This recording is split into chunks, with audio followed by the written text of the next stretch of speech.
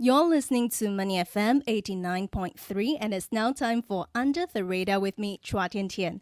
Now, it's all about art toys and figurines for today. Founded in 2010, our guest, POP MART, is a culture and entertainment company. The firm creates art toys and collectible pieces sold through its network of retail stores or vending machines. Now, POP MART made its debut on the Hong Kong Stock Exchange in 2020 with a market capitalization of 12.5 billion US dollars at the end of its first trading day. Now, aside from manufacturing and selling toys, the firm also puts a focus on developing artists that provide intellectual property that can be made into figurines or other products. To this end, the company works with renowned international designers such as Kenny Wong for its iconic character called Molly. And beyond working with artists, POP MART also collaborated with global brands such as Disney, Universal Studios, and Sanrio to come up with co-branded products.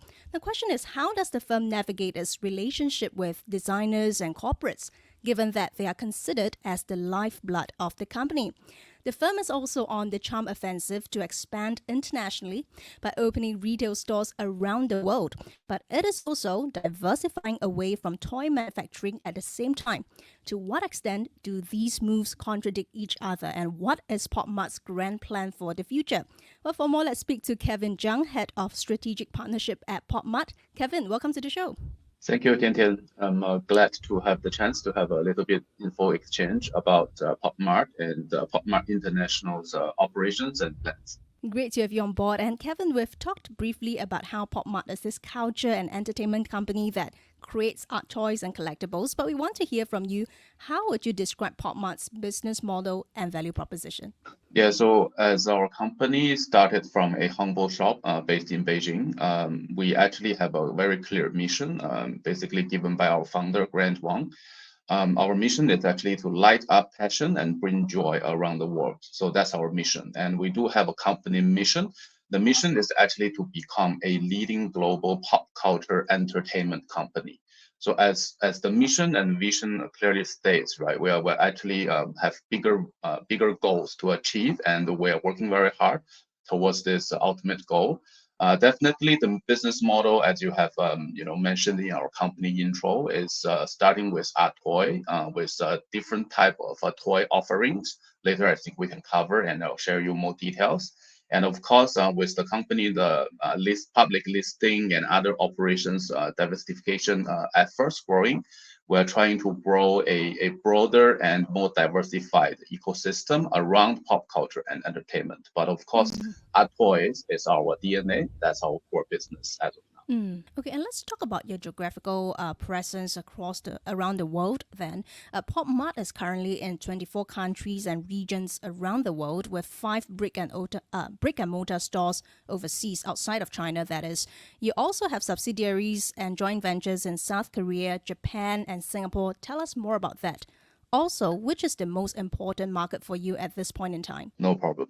Actually, this is in a way a challenging task for even for myself, because our company is pretty much like a startup culture. The growth of our stores and our offline reach is actually changing in a quarterly basis. So basically the info I have now is including China, at the global level, we have over 380 retail stores, where our reach is around 84 countries and regions. And then we have 2,000 plus robo shops. In a common term is our vending machines around the globe as well. And for POP MART International, which is excluding mainland China, we have more than 43 stores, retail stores, our directly operated stores. And we have around 120 robo shops, and covering a very broad regions and countries. So that's basically our reach. And then there's a constant, field trips by our management to different countries and markets, and discuss with our local partners and retailers to expand our network. And also we are starting our omni-channel construction as well. The development has been quite rapidly growing as well. So we are having, in a way, almost like more than 10 kind of a websites supporting e-commerce platform. So that's basically, in a nutshell, our global reach. Looking at the markets that you're in, is there a specific market that you're focusing on right now? Yeah, so actually, all the international market is quite important because overall, for the global toy and toy collectible market, it's billion US dollar business. Our business scale is in a way a billion renminbi business. So if you counter all the exchange rate and everything, our portion is quite small. So that's given us a great potential to grow. So actually, all the international markets are quite important.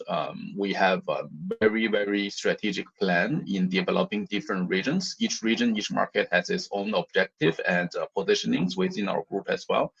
If you're talking about the priority, I could share with you that very clearly this year's priority is Southeast Asia, is Asian regions. So that's why I'm here. Exciting days. And I know you're expanding into Europe as well, but that's a conversation for later on.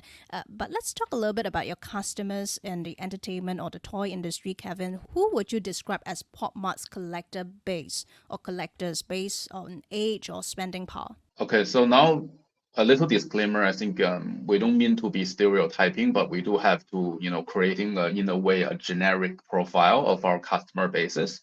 So based on our data in mainland China and of course at the different international markets, our customers are young, energetic, and with a sharp sense of pop culture and fashion trends. So they would love to express their feelings and joyful moments on social media, and they do have a strong sense of community being a Pop Mart customer, which we value a lot, and also as the fans of our IPs, the IPs we're offering. Sometimes they are very passionate, and then they give us a lot of sharp comments, and in certain way we do feel like we're trying our best to keep them satisfied, keep them happy, and also all this we take all their comments as our ultimate motivation to push us to working every day harder and deliver our services and products better. Gender wise, I would say it's more towards a female group. So Okay. there's a greater ratio than the male, but definitely we do see there's a in certain markets there are growth of our male fans as well, including myself. Yeah. And looking at the competitive landscape, right, Kevin, who would you define or consider as to be your competitors? Would Bandai or even a Japan brand called Raymond be among them? How would you position against these players? And to what extent is your focus on character design your competitive edge? Right. I mean, this again, it's a very interesting question. Maybe I spend a little time on this because personally speaking, as a company, as a toy company, we're belonging to the fast-moving consumer sector, consumer goods sector. But again, based on the human needs, right, we're not a necessity in our daily lives. I also, in particular, in the art toy niche sector, there's a different type of, I would say, brands existing, and then there are brands like you mentioned. Bandai is actually they are actually the pioneer in the black box, business model, which we happen to have the time to learn and study from them. So I would say to be honest, there's no clear and very clean definition about our competitors. I do feel like it's almost like a community. It's in this extent, it's very similar to esports, to gaming.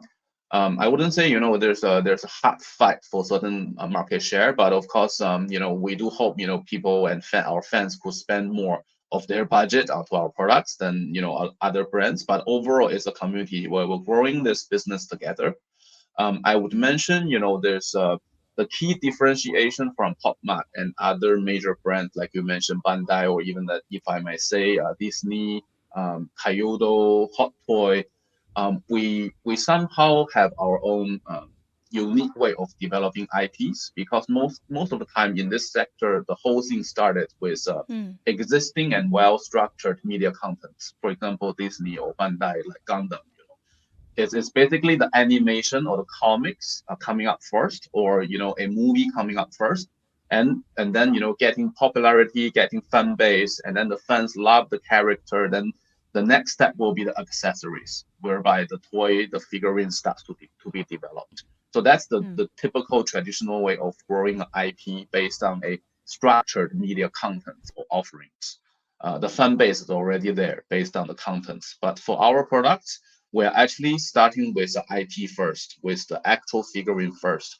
And then the backstory and other accessories and content coming up at the next step. So so on this extent, this is our unique way of growing our business. But of course, as you can see, there's so many ways to reach Rome. So we're just picking a very unique way. But eventually, we do hope to grow and expand our business. So we are Mm. hopeful start to diversify other offerings. And again, later, we can share a bit more on this point.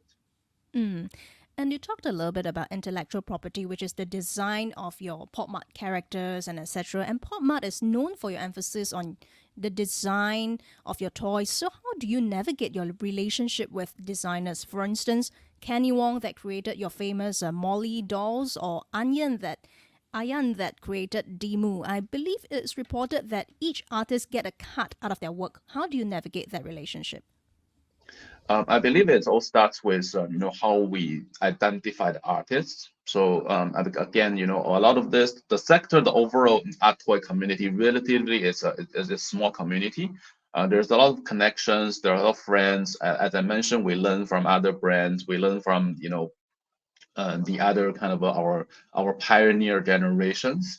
While building the relationship, we'll of course identify artists. Once we identify an artist, we'll sign up with the artist either on an exclusive basis or non-exclusive basis. So for the artist to creating a unique IP in this instance, Molly to be exclusively for Mark to develop, and then we're creating the platform to basically commercialize the IP, and then giving more freedom to the artists for them to creating more artistic works or projects. In this way, that's the crucial step for artists and IP development. Once we have the sign agreement done with the artists, then we will develop our IP operation structure. How we launch different type of products on yearly basis. And then, of course, we work with artists for them to start creating content, start to work together, develop different lines of collectibles Mm. based on different sides of our products. And then we are Mm. running all these products through our own channel. As I mentioned, the Omni channel will push out, and then we start to build up, other form of promotional campaigns and platforms to promote the artist and the IP and the products, and then Mm. finish the cycle, back to the artist, offering the artist, of course, the revenue, of course. And then at the same time, like I mentioned, there's the ways we are helping artists creating more exposure of their products, and then Mm. we can work on some cool ideas, and then you will elaborate to other business, Yeah. and projects as well. Yeah. Mm. And let's talk about your business model, Kevin, because Pop Mart started out selling toys using the blind box retail model, and that model has drawn increased scrutiny from the various geographies in which you operate in. The question is, what is Pop Mart's next move? Because I understand from you, you guys are creating intellectual property now with popular artists. You're working with partners like Uniqlo to put the IPs on t-shirts, and eventually you may move away from being a toy manufacturer altogether. So tell us more about diversification. Mm. I think moving away from a toy manufacturer could be a little bit too extreme, but of course, we do hope to achieve our ultimate vision to become a leader in the pop culture and entertainment sector. Like you mentioned, I agree with you. Blind Box has creating different type of media coverage and reports about the implications, and we're well aware of that. That's exactly why we're quite a few years back we already start to diversify our product offerings. Quickly to share with you, starting with our 100% kind of a toy collection, which is the little toy I'm holding in my hand. It's a Mm. skull panda figurine. This is our fundamental product offering, and then of course many of such offerings are through black box, channels or business model.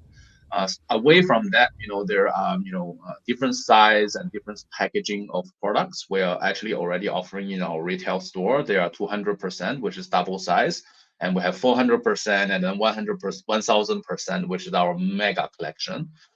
All these are actually, kind of a clear, we call them clear box. So basically you can see through the packaging to understand, what you're about to purchase. And at the same time, we're not just offering our own IP collections. Like you mentioned, we work with Disney. So in this way, that actually not our competitors. We work with Warner Brother, Universal Studio, DC Comics, Marvel. We're creating two ways of collaboration. One is we became the licensee. We are getting their IP rights, and then we'll produce the figurine 100% based on the the the, the other IP we are licensing, and of course with our own touch and with our own distribution channel. And then the other way of collaboration is we actually combine our own IP with the existing external IP. So we're creating like Labubu cross with Minium. So that's one example. So basically, we'll be able to see the key platform is still our IP, but you will be able to see some resemblance from the Minion IP. So that's basically two major way of IP collaboration. And then the last way, of course, is our licensing business. It's all derived from our strong base and our strong community. Like I mentioned, there are fans aware of our IP, and then they would love to associate, with our IP. So we work with other brands in other product categories, such as Uniqlo, and then the cosmic collaborations like a brand called Fresh, and then there are fashion industry apparel like Champion, like Raven. All these kind of collaborations is open up another business platform for us to Yep. diversify our business offerings. Mm. And just to add the last point on black box, there's actually a very strict regulation policy just released last month, not last month, in June in China, and we're actually put both our hands up to supporting such regulation, which shows our commitment to Mm. actually abide business regulation at the same time diversify our offerings. Mm. Okay, I want to stay on the topic of IPs because you talked about leasing IPs from the likes of Warner Brothers, Disney, World of Warcraft. How do you select the partners to lease or license your IPs from, and how do you select your distribution partners to distribute your co-branded IPs, and how far is licensing fee a factor for you? Again, the selection process is done through our Beijing HQ. We have a dedicated IP team who working with different IPs to discuss potential collaborations. Unfortunately, I'm not the part of that team, so I wouldn't be able to share more details about how different IPs are selected. But overall, what I can share with you is for the international side, I'm assigned by our management to start to explore in this IP collaboration at the same time licensing business. I would say, in a typical collaboration way, of course, you would like to see a overlapping of your consumers, your target consumers, so we can grow the business together. By working with different IPs, of course, before during the discussion, we also need to identify whether um, we are collaborating together, meaning both IPs will commit resources to work together to promote a particular campaign, or we are being the licensee, or we are being the licensor to lend our IP power to the other brand. So there's a different type of Mm. directions we need to identify. Once we identify the direction, of course, we'll have very close discussions with brands, with IPs to form up, the schedule, the campaign plan, and then of course form up, how to what extent the collaboration will be. In many cases in China, such collaboration will end up with actual figurine, and then of course you will need to talk about, the all the details, all the necessities. Mm. Licensee fee wise, they're based on different objectives, and the types of collaborations can vary as well. But if you look at our business report from last year, actually, such collaboration is a small segment in our business. Our core business are still selling our own in-house IPs, Mm. through our channel. And so to us, such collaboration is not a heavy investment for us. For example, if we're trying to licensing in other external IPs. It's not a huge Mm. factor, and of course, we are trying to be um, a bit more in a friendly approach, Yep. because we're still a young company. We're only Right. in a way kind of a 13 to Yep. 2010 till now, yeah, 13 years Mm. old, and international just celebrate 5 years anniversary. We're a Mm. very young company. Internationally, we need other brands help to help us grow our fan base, to help us enhance our brand awareness. So all this and add up into the actual financials. So sometimes there are quite a different type of flexibility involved in such collaborations. And Mm. the other major difference is also we are not just burning money to get, because our model is not based on selling such external IP collaborations.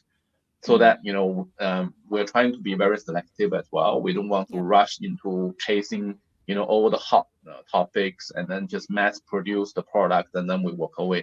So we're trying to build up more kind of a long-term and strategic partnerships with our Mm. external IPs and of course other partners in the business world.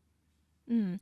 If you're just tuning in, we're now speaking to Kevin Zhang, head of strategic partnership at POP MART.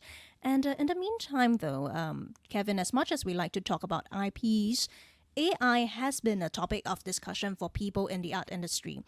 How would you deal with people creating POP MART style counterfeit using AI software, especially so when now you're looking at, putting out IPs, right? People counterfeiters don't even need to manufacture the toys or figurines to compete with you. They can just create a counterfeit AI design. How does that work? What does that mean for you? Again, it's a very hot topic, and I think it really touching some of the core kind of a livelihood of in some of the creative sectors. We are very closely monitoring the development and involvement of AI and machine learning models. But again, I mean, based on our understanding and also, some of the feedbacks from our community, we feel like, generating a unique creatives, which with a touch of personal feelings and emotions, is our core offering. That's why we're working very closely with our artists. We make sure, the designs are authentic and it's generated by the artists themselves, not using kind of a AI kind of a just massive reproduction or variation of different type of designs. So I believe human beings' imaginary and expression of emotions to date are still quite unique. This to as of now, I don't think AI can replace people's connections, people's physical connections, and then we're offering a physical figurine. It's like your physical companions. So of course, on screen you can see so many types of variations generated by AI, like Mid Journey by a click of a button, and then you can get 100 creatives. But to produce a premium quality art figure or art toy, it takes time, and we're glad to see our customers actually appreciate the outcome we put on the market, which is the physical products offerings. Mm. I believe, with that's why again we emphasize, we do see AI could be a potential threat to certain Mm. extents, but it's more towards a standard and highly repetitive kind of industrial design works or certain part of the works. That's actually in some way it's not just a threat. It could be a enhancement. Because that part you don't need a human mind. You don't need a unique touch. But for presenting the final product as a whole, as a part of your emotional connection, I believe our product still holds our fort pretty strong, because in the Mm. art toy industry, the key core competence are basically artist development. You need to have Mm. a great selection of artists and partners working with you. And second one is actually our IP operations, meaning like you get Mm. the IP, you get Molly, but how you commercialize, how you grow Molly as an IP to communicate, to engage with your end customers. And Mm. lastly, it's actually your supply chain capability, meaning starting from sourcing raw materials to creating the model to build up the eventual toy, and then to identify the factory and shipping and distribution and retail. So all this, as you can see, some of the segments AI is unable to replace us or Mm, possess a threat, but more mm, into more providing service for us to enhance our supply chain capability. So adding mm, these three core competence together, um, what I can see as of now is AI doesn't possess a huge threat to our core offerings. But of course, mm, we'll be very cautiously monitoring the progress because the AI's involvement is just so fast. mm. Right now, just a quick follow up. You say that one of your core competences is in the manufacturing, but looking ahead when you are focusing more on IPs instead of manufacturing things into toys, so maybe working with IPs to put your IPs on T-shirts and etc. Does it make it easier for counterfeiters to use AI to come up with a counterfeit Pop Mart product that looks just like a Pop Mart, a Pop Mart cartoon character? Are you Hmm. concerned about that? I think that's everyone's concern. Probably I think Disney may have more concerns comparing to Mm, our concerns because we're just yeah. stepping up. For counterfeit, the ultimate goal, of course, is to generating a sustainable revenue with minimum input, right? So, I believe for us, we're still growing in this business. Mm, And actually, in a way, depending on your perspective, if you see counterfeit Pop Mart products on the market, it's actually in a way proof like you're a popular brand, you're a popular yeah. IP. So I would of course, we would of course, it's working on many ways to cracking counterfeits. In an ironic perspective, it's a way to recognize, you are something like Yes. you have a consumer base. You can Mm, give the counterfeit brands a opportunity to generate revenue. But of mm, course, if you truly believe, authenticity and you truly appreciate the efforts, all the company, I'm speaking to all the IP brands, all the IP companies here, if I may. There's a lot of efforts put in to put a product, a simple accessory like a keychain into the market. So if you're a true fan, if you really appreciate, and if you're supporting your artist or IP, please buy genuine products. okay. And I do have a question though, Kevin, because we talk a lot about the focus on IPs and that IPs can be put on any product. It doesn't have to be a toy. But also at the same time, it seems like Pop Mart is opening retail stores in Europe and within Asia over the past 1 year or two. To what extent does your expansion plans and your new retail footprint contradict with your move to sort of diversifying away from being just a toy company? I believe all the diversification will require healthy cash flow, will require quite a number of financial commitment as well.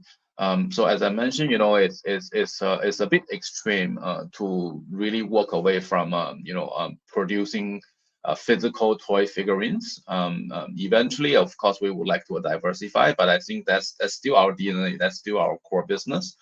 So growing international, go overseas is actually has been a campaign or a business goal for many other Chinese brands as well.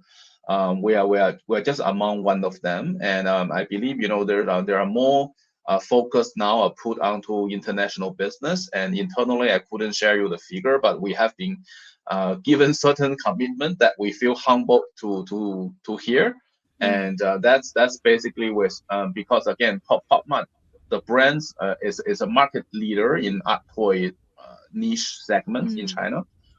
yeah. Internationally, like I said, we're not there. We're very new. We just passed our 5 years mark.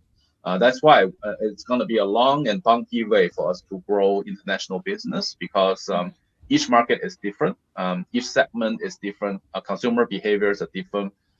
So we need to well prepare and plan how we reach to different regions, how we serve the 84 plus countries and regions consumers. This is going to be a long going and a long run for us. I don't see it's actually contradicting from us being diversify our offerings. Is actually we have mm. to be the leader in our core business, then we'll be able to expand and diversify. Let's talk a little bit about financials, Kevin. POP MART International missed expectations when it comes to earnings for the full year of 2022. I know you guys are reporting soon. Any teasers as to where the company is headed in terms of growth or financials? Very sharp question from Tian Tian, but I'll try my best to provide some insights and details. Yes, last year 2022, is not for us. It's actually for the entire fashion toy industry. A report I read from internet is that the global order of art toy or fashion toy segments dropped 50% in 2022. So it's not just us, in a way, facing a huge kind of a headwind in both China and international markets. But of course, in about 9-10 days, on 23rd of August in Hong Kong, we'll basically release our mid-year performance. So I wouldn't be able to give very specific figures. I would like to also looking forward to hear the official news. But some of the positive signals we are receiving internally, of course, the growth is still there. We'll still maintain 2 digits growth in revenue, like the first half of last year, and also our revenue and our profits is still maintain kind of a double-digit growth. So I believe this is something we are glad to see for the past 6 months. The market start to slowly bounce back from last year. I think it's basically a residual effects of COVID. This year for me is really seeing people start to re-enter the pre-COVID world. People start to going out more without mask, going to concert, going to shopping mall, eating out. All the activities, all the events are back on stage. So I believe, with this kind of a social interaction and engagement coming back, we're looking forward to have a better and stronger performance for 2023 and years to come. And finally, before we let you go, Kevin, what are some future plans for POP MART? What can we expect in Singapore? I know the company is looking at theme parks sometime in the future, but just broadly, your future plans? Yeah. So in actually talking about theme parks, I think there's a theme park has been developed in Beijing, our headquarters. Very soon, I think it should be officially announced to open, and then there's a lot of testing and finalizations work are being done in Beijing. The theme park is located at Chaoyang Park. And so I think internally we are all very eagerly looking for the unveiling of our theme park and then to bring a new type of experiences to our customers and our fans. So that's one major project back in China. Internationally in Singapore, we are actually is Singapore is one of the kind of a first wave markets when we go international. We are very glad and humbly to have set up a joint venture entity with our local fashion toy leading brand, Action City. So call up to Mr. Tan Tong Hong and Mr. David Chong. So with their support, we have a very strong and qualified and experienced team helping us to operate our retail stores in Singapore. And we also see the potential of Singapore being the financial hub, being the hub of Asian region as well. We have a long-term plan for Singapore, and we are also seeing Singapore's potential to be a incubating lab for us to testing new concepts, new ideas with local fans and with local community, and also as our launch pad to reach out to all nearby countries.